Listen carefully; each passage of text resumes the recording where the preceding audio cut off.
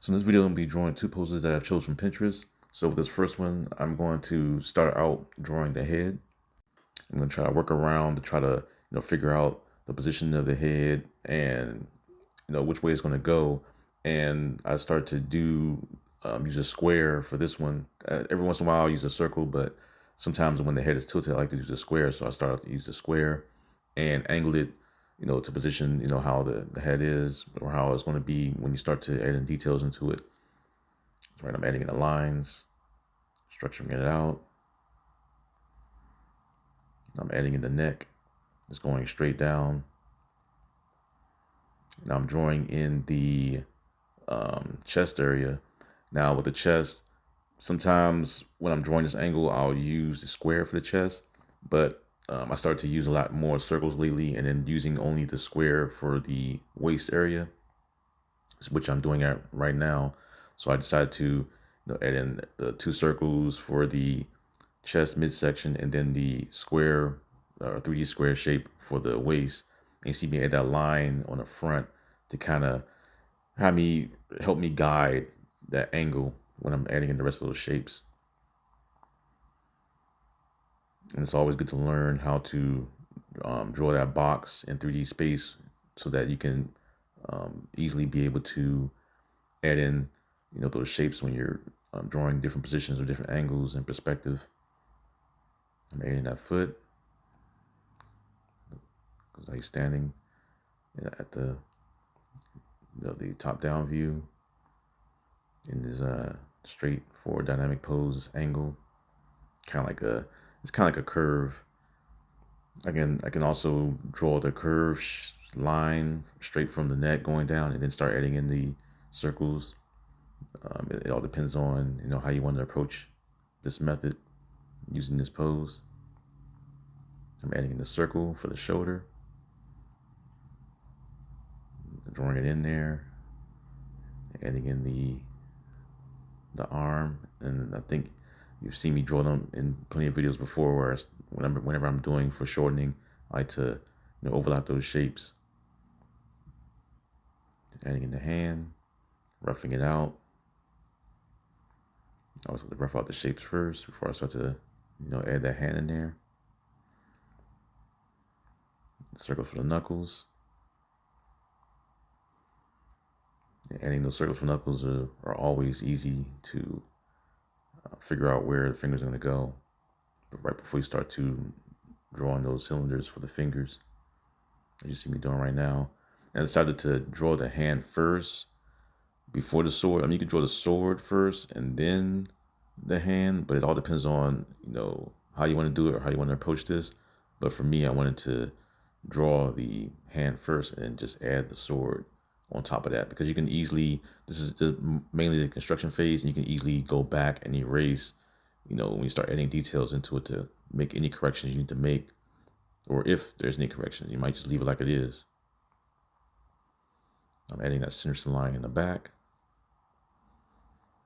drawing in the rest of the sword, kind of going down, a little bit smaller as it go down and bigger when it goes up towards the hand.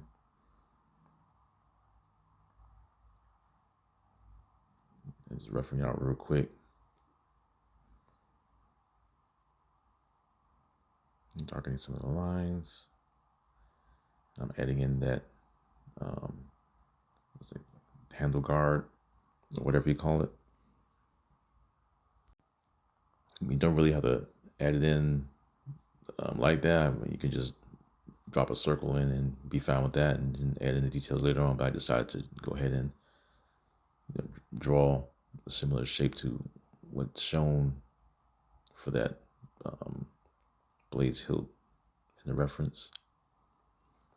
Now I'm drawing in that other arm on the other side, adding in that circle for the elbow, going down with the forearm. And I have his hand kind of touching the sword, not really holding it, because the sword is pretty much attached to his belt, so he's kind of just have his hand just there. mainly for stylized dynamic pose purposes. I'm just drawing it out, darkening some of the lines, just so I can see a little bit better.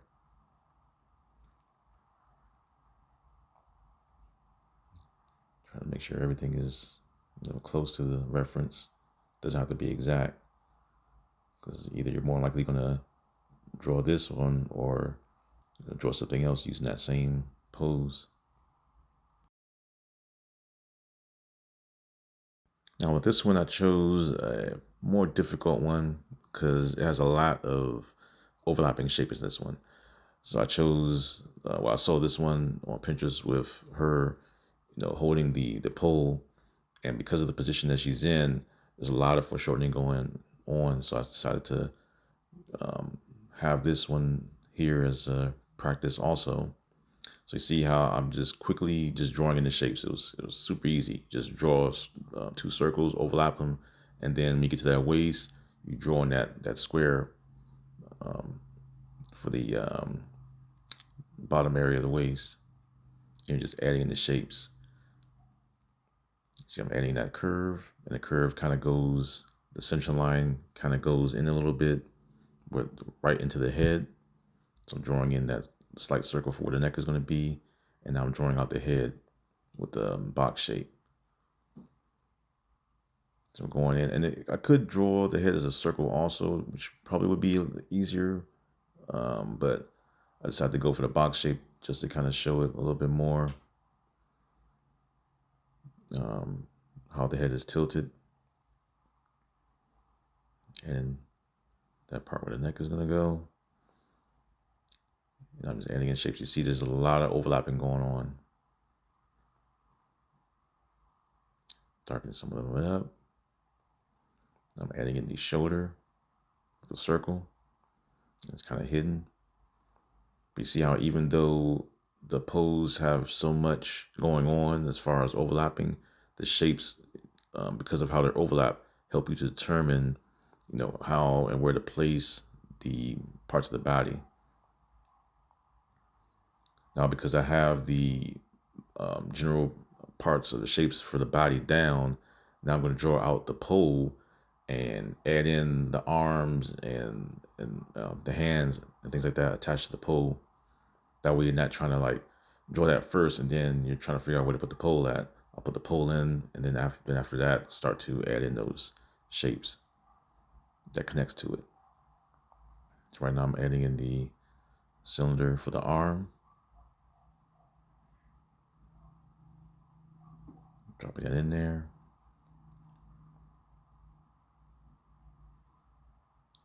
You see, I'm just going over the line multiple times because I'm trying to figure out, if I want this line or this line. Because it's more of, this is the rough stage anyway. You're practicing, you're drawing this, roughing it out, trying to figure out where everything goes, because all this gets erased anyway lightly when you start to add details. This is more of just adding like a little handicap for you to figure out where everything goes before you start to draw and add those details. I'm adding in that forearm.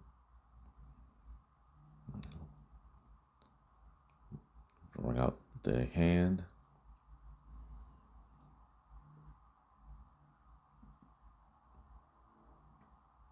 Now I'm working my way towards the legs. I kind of just drew a shape for the hand just to, know where the hand is going to go. And I start working on something else. So I'm getting the legs straight. Getting the other leg. Cylinder. Another cylinder for the knee. Or a circle for the knee. Cylinder for the leg. Now I'm going to the foot.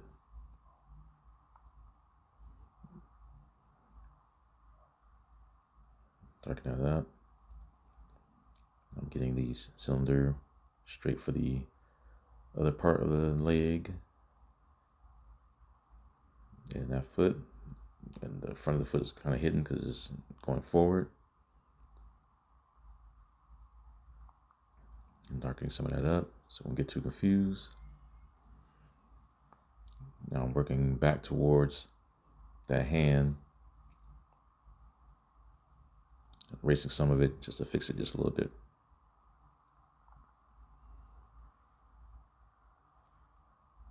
Now with this, because the fingers are kind of out, didn't really have to draw or use the cylinder method for that. I'm just drawing it straight out because the fingers are straight. You can kind of figure that out and separate the fingers as you go when you add details to it.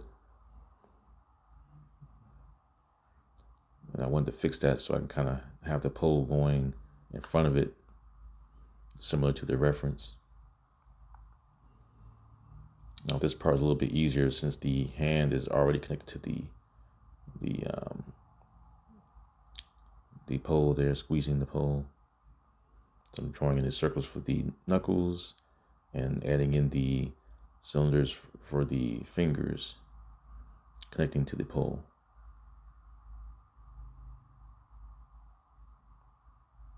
Just drawing it out. One up top.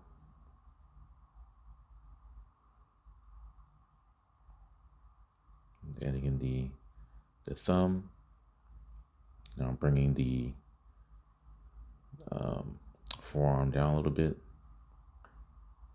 to match the reference a bit more.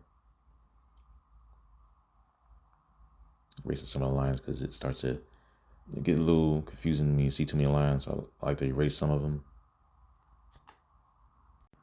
That's it for this video. If you want to see more videos like this, don't forget to hype it up, hit the like button, subscribe, and comment for any other poses you want to see. And take care.